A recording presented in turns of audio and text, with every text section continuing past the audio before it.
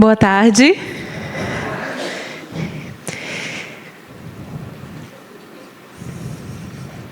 Eita.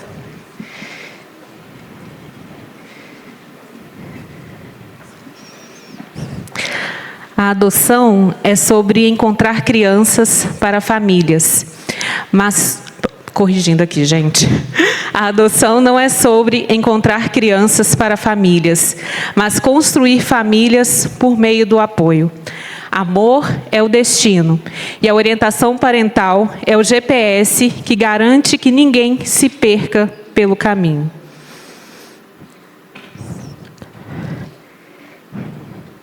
Como a Jaque já apresentou, eu trabalho nessa área já há mais de 8 anos, atendendo famílias formadas através da adoção, evitando assim novas devoluções.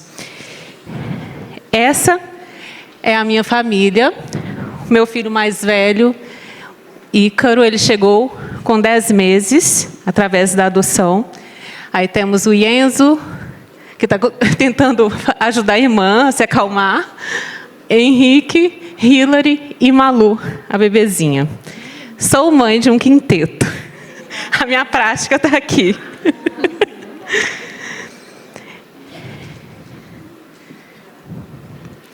Crianças em casas de acolhimento não são test drive. Em 2019, 2.198 crianças foram devolvidas, como se fosse um objeto. Levei a bolsinha, não gostei, ela não se adaptou ao meu ambiente. Não ache que apenas crianças maiores de 5 anos são devolvidas, bebês também. E os motivos, porque choram. Eles choram muito, parece que tem alguma coisa errada. Mas o que está de errado com o choro do bebê? Uma vez que esse choro é uma comunicação, é um pedido de ajuda, um pedido de acolhimento, e eles não sabem falar de outra forma. E recentemente, acredito que todo mundo assistiu uma devolução de um adolescente de 10 anos, que ele foi deixado no juizado, sem aviso prévio. Simplesmente ele só descobriu quantos adotantes já estavam indo embora. Então, são marcas que traumatizam. Novos abandonos, dia após dia. E é interessante que quando os adotantes eles têm essa vontade, né, de adotar, a primeira coisa que fala, nossa, que lindo. Eu acho lindo, eu quero dar tudo que eu não tive. Eu quero dar roupa, viagens, brinquedos, televisão, videogame, celular. Faz parte. Mas será que é isso que a criança precisa? Será que é exatamente tudo isso que os pais, que os pretendentes não tiveram, é que essa criança, esse adolescente necessita nesse momento?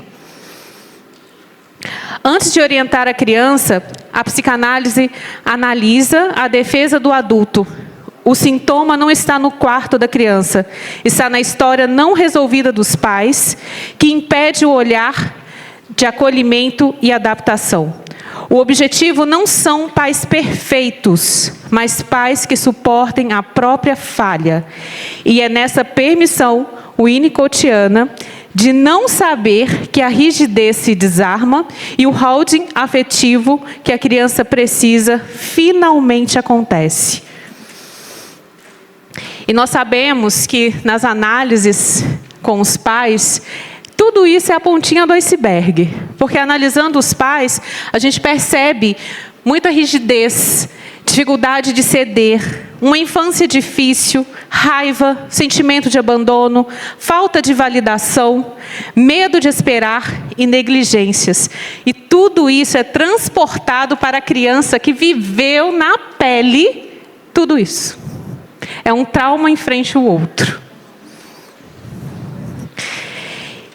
E quando a criança é o sintoma do ambiente. E aí eu começo falando do meu case.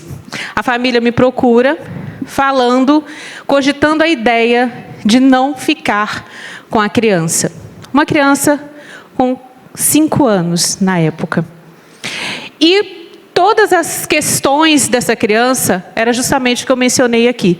Não consegue ficar quieta, ela se suja, ela não sabe sentar à mesa, ela pede para ajudar a oferecer a comida, a abrir um pote de iogurte, a amarrar o cadarço. Ela não consegue escrever, ela não consegue colorir dentro do limite da margem. Ela rabisca, ela rasga os cadernos. E na escola não era muito diferente. Ela não fica quieta, ela sai o tempo todo, ela bate em uma colega específica. Mas ninguém perguntou por quê, para entender a situação. Só demonstrando o quê? Raiva. E essa criança, ela falava muitas coisas. Eu sou do mal, eu não sou bem vista, eu não gosto de ser boa. Ela falava isso. Mas também precisamos entender todo esse contexto. De onde ela veio, ela só foi reconhecida de uma forma negativa. E até que, um dia a professora falou, parece que ela até gosta de ir para a sala da diretora. O pai ficava assim, deve ser, né, que ela não faz nada. Na hora da atividade da escola, ela sempre fazia o para casa com o pai, e era a mesma coisa. O pai ficava bravo, irritado, e sempre falava, quando crescer, não vai conseguir ser uma boa profissional. E assim ficava aquele ciclo de violência. A mãe querendo uma filha perfeita, que não se sujasse, e não podia brincar com as bonecas, ela tinha uma estante de Barbies, não podia pentear o cabelo, só podia olhar.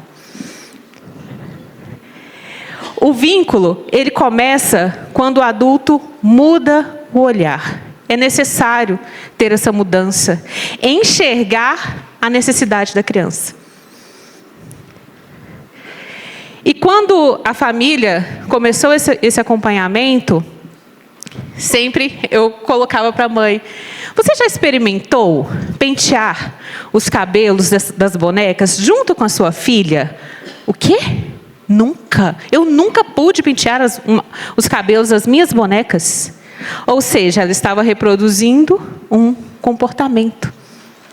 E depois ela começou a pensar na ideia. Até que um dia ela falou assim, pesquisei na internet como que cuida do cabelo de uma Barbie. Acho que vai funcionar. Chama sua filha também para cuidar. E assim foi o que aconteceu. Elas conseguiram brincar juntas. O pai, com toda a rigidez que levava a enxergar a filha como uma funcionária, eu pedi para ele inverter os papéis. Pedi para que pedisse à filha para ensinar as atividades da escola. Ela seria a professora. E ela chegava assim, pai, hoje eu aprendi uma coisa nova. Vou te ensinar porque o senhor não sabe. E assim, aquele dever de casa que demorava horas, ficou harmonioso. E quando o pai percebia que ela estava muito cansada, o que ele fazia? Está na hora de dar uma pausa. Na escola, como a professora falou, né, que parecia que ela até gostava de ir para a sala da diretora, eu perguntei, o que acontece na sala da diretora? Aí ela, eles ficam lá brincando. Às vezes a professora fala que ela vai tomar um chá. E esse chá é água. Eu falei, chame mais vezes. E ao invés de ser dentro de um conflito, um momento assim, uma vez a semana, do nada. Até que um dia, elas aceitaram essa proposta. Até que um dia, a criança chegou na porta e falou assim, diretora, hoje eu não vou tomar chá com você. Vou brincar com as minhas amigas. Ela conseguiu pertencer àquele ambiente e sair desse centro negativo.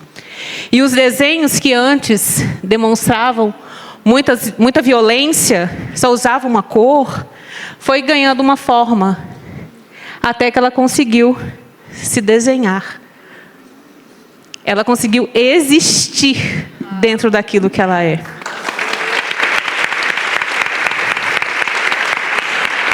E pode observar, isso eu fiz, gente, quando eu estava montando esses slides, que eu percebi.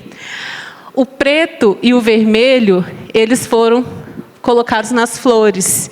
E as flores não têm uma forma, mas é o que ela consegue oferecer. Do jeito dela, esse pertencimento. O coração já ganhou um espaço e a família conseguiu o que eles não faziam há muito tempo. Viajar. Semana passada o pai falou, vamos viajar. E estamos felizes com isso, não estamos com medo de nada acontecer, porque nós sabemos entender e lidar com a situação. Quando nós falamos sobre essa educação parental, ela precisa gritar aos 4 cantos. Porque uma criança, quando ela é ouvida dentro da sua necessidade, dentro daquilo que ela é, dentro daquilo que ela precisa, ela consegue esse pertencimento. E quando nós falamos de adoção, a adoção, ela não é um test drive, né? Você escolher, qual eu quero? Vou escolher um aqui, não gostei, tem outro.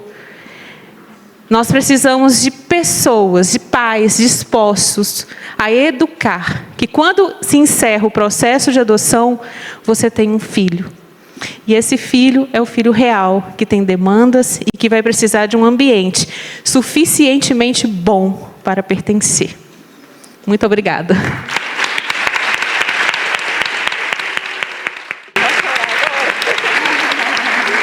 Obrigada pelo presente. Gente, que coisa mais linda esses trabalhos, não é? Gostaram dos nossos cases? Não saiam ainda não, que a Ivana tem um recado. Meninas, muito, muito, muito obrigada, viu? Por vocês compartilharem aqui com a gente. Gente, uma salva de palmas para os nossos cases.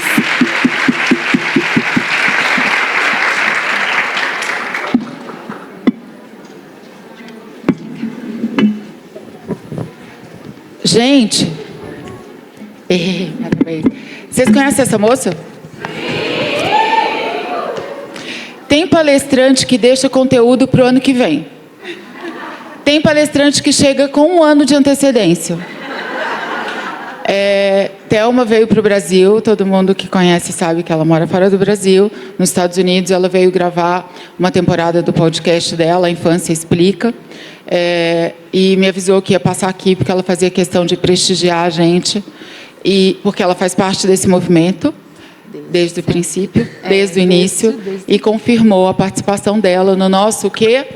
Festival Parental. Vou deixar ela dar uma palavra. Ela vai aproveitar, vai subir para ver vocês, vai participar do coffee com a gente.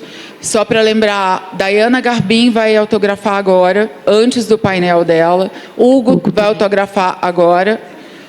Yara Martini, Mônica Pitanga. Thelma também vai subir para dar um abraço em vocês, para ver vocês. E queria que você... Tudo bem, gente? Obrigada, uma honra estar aqui, uma honra sempre com vocês. Desde o primeiro congresso, a gente está juntas nessa jornada. Então, quero parabenizar a presença de vocês, a dedicação de vocês.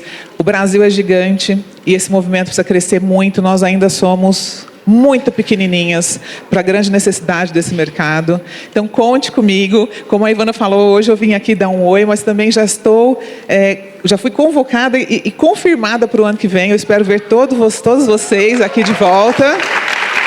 E traga mais pessoas, porque a gente precisa. É um movimento que precisa crescer muito. Às vezes a gente fica achando que, nossa, é um mercado que já está saturado. A gente se engana. O nosso algoritmo, né, ele está ali sabendo que a gente gosta desse assunto e só mostra isso para a gente. E a gente começa a achar que tem muita gente fazendo isso e não tem. Não é? Muito Precisamos bom. de muitos ainda. Gratidão imensa. E eu vou subir para autografar. Quem tiver livro, aí vai ser um prazer autografar seu livro também. Obrigada, Ivana. Aê.